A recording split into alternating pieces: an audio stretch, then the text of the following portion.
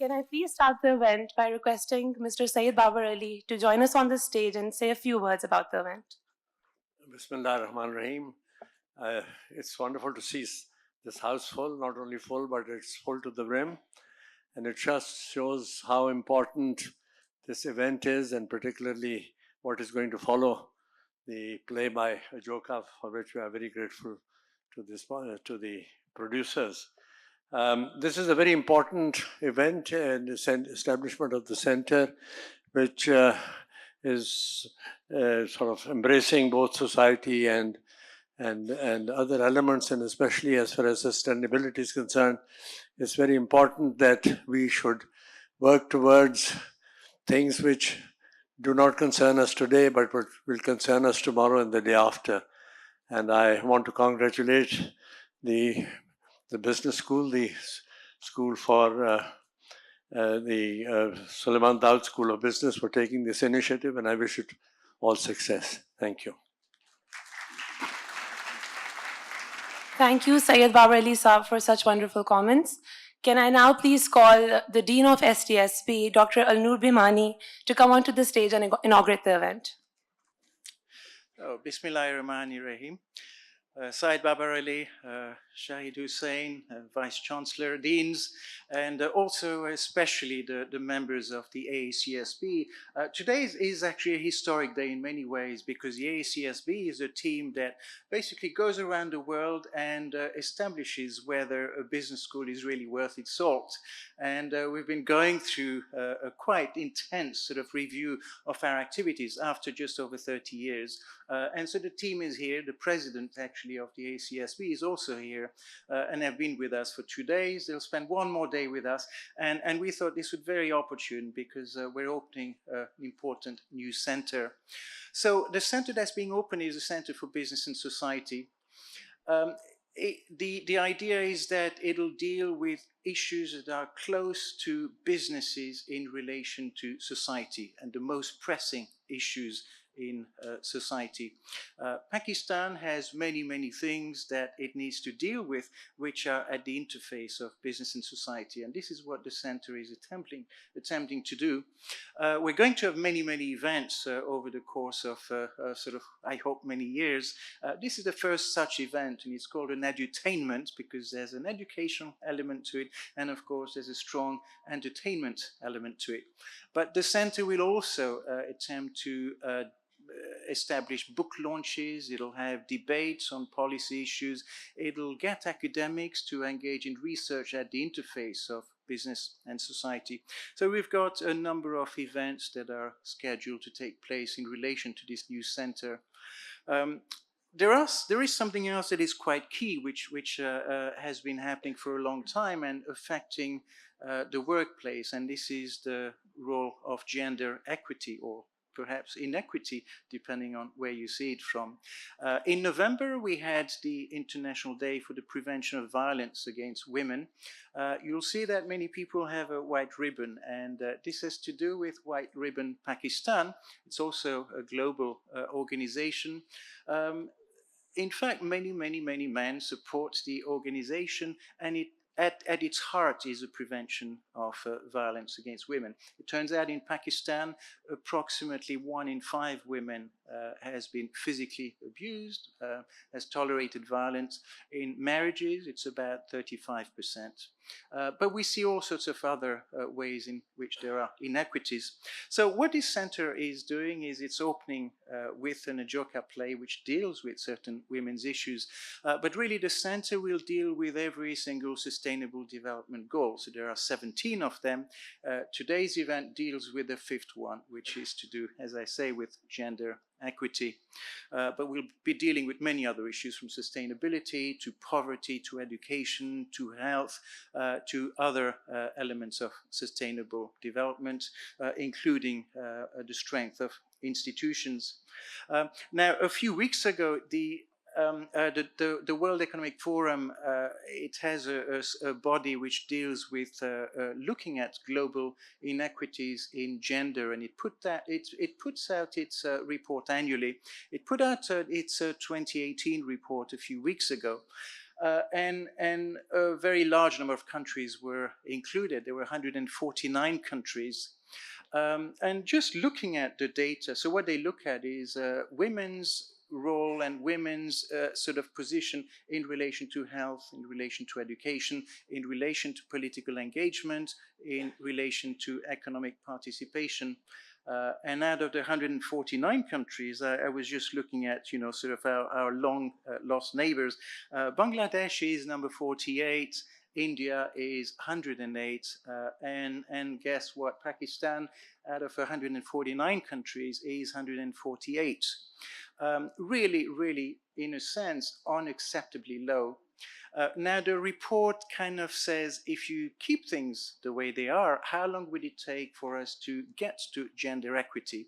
In the case of Pakistan, if we simply extrapolate what we've been doing into the future, it'll take approximately 200 years for us to attain gender equity. I think most of us would agree that that is unacceptable. Now, there are many things that can be done. I was of course, sort of take my hat off to a previous prime minister in Pakistan, a woman prime minister in 1988 was voted, and she was, of course, the first prime minister in a Muslim country to take up the role.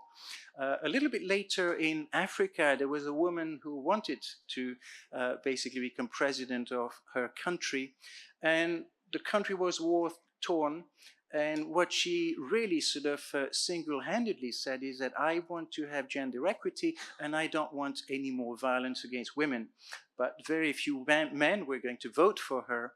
And so women got together, and some sort of very nice women went up to men and they said, I'll buy you a beer if you give me your voter's ID card.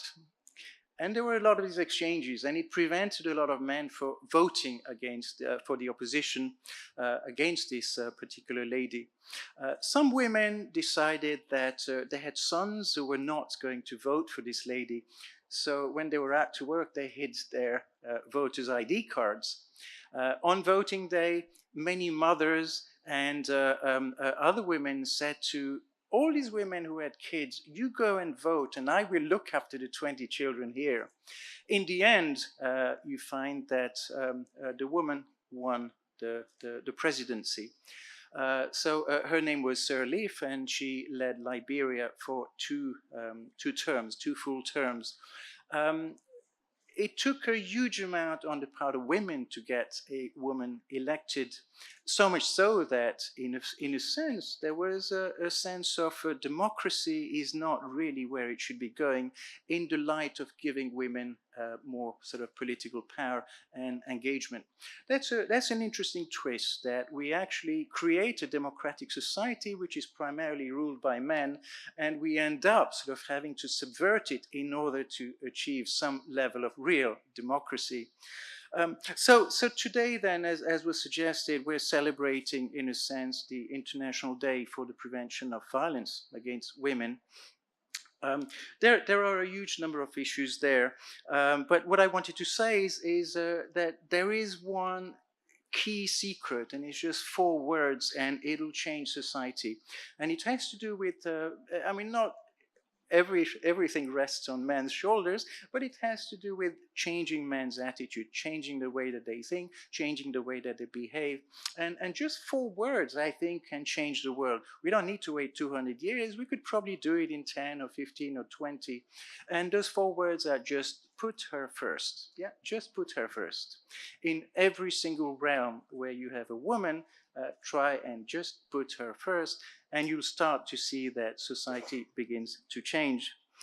So I wanted to really sort of just leave you with that thought.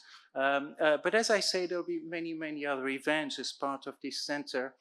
Today, I think we have an exquisite play by Ajoka, and so I'm going to let the presenters of that basically provide an introduction, and I hope you enjoy the evening. Thank you very much. Thank you, Dr. Bhimani, for such wonderful remarks. Can I now please call the Executive Director of Ajoka Theatre, Mr. Shahid Mahmood Nadeem, to come onto this stage and introduce the play.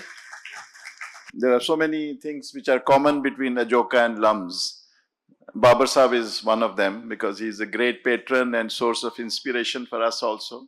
And then, of course, the host of the event, Arzu Gohar. I think she's also a bond between Ajoka family, the Gohar family, and LUMS. So I hope these bonds will keep on increasing and will operate as a big family, bringing together business and society. Of course, we claim to represent the society. About what the Dean talked about, I think that's what we have been trying to do since the very beginning. And the play which we are presenting to you is actually one of the early plays of Ajoka, first written by me in 1986, when I had practically given up playwriting because there were no groups in Pakistan and the conditions apparently were not conducive. And then a young lady from Pakistan came to London, where I was working for Amnesty International and as an exile. And she said, "You must write. Now we have got a group which is going to perform your play." So Barri, I wrote in London, in freezing London, about, I think it was December, literally during snow falling, and me waiting on a bus stop or on a tube station and carrying on writing this play, which was then sent to Pakistan and performed in 1987 International Women's Day. Since then, Ajoka has been continuously and consistently performing plays on gender issues. Practically all our plays had one thing in common. Almost all of them were directed by a strong feminist creative director, Madiha Gohar. And secondly, they all had gender themes woven into the play. So we have addressed all kind of issues relating to gender discrimination. We have plays about education, girl child, treatment of girl child, the right of women to, young women to select a career or select a partner, issues like honor killing and population planning, you name it, any issue relating to the treatment of women or the struggle for women, and we have done plays on that. So, so we have done our bit, but very obviously things not have changed much. And the word tabdili, of course, in English it is change, and they say that things more they change, they remain the same. But we are determined to not let it pass and carry on with our struggle, and with organizations like enlightened organizations like yours, and with other supporters, especially among men who need to carry on the struggle for creating a just society, especially justice between women and men, between minorities and majority, between young and old. So only then we can have a peaceful, progressive, and enlightened Pakistan. So coming back to the play, now theater is such an effective form of communication and mobilization that it transcends all boundaries. It transcends the boundaries of literacy, people who are educated, those who are illiterate. It doesn't make much difference.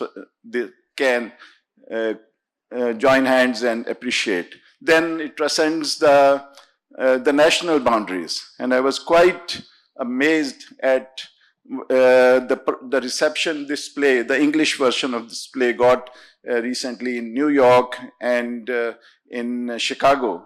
And I could see how women from completely different cultures like Latin America and Africa, they were able to relate to a play which is very much rooted in Pakistan's social milieu. So this just shows that for theater, it has a universality as even when it is very peculiar. And we believe that this is how theater can change mindsets, and unless we change mindset, we cannot change anything. So this play is being presented to you. It was first, as I said, presented more than 3 decades ago, but you'll see the relevance and you'll see its importance even today. I hope you enjoy the play, we get some insight into the minds of the characters we are trying to portray, and take back a message of hope and change. Thank you.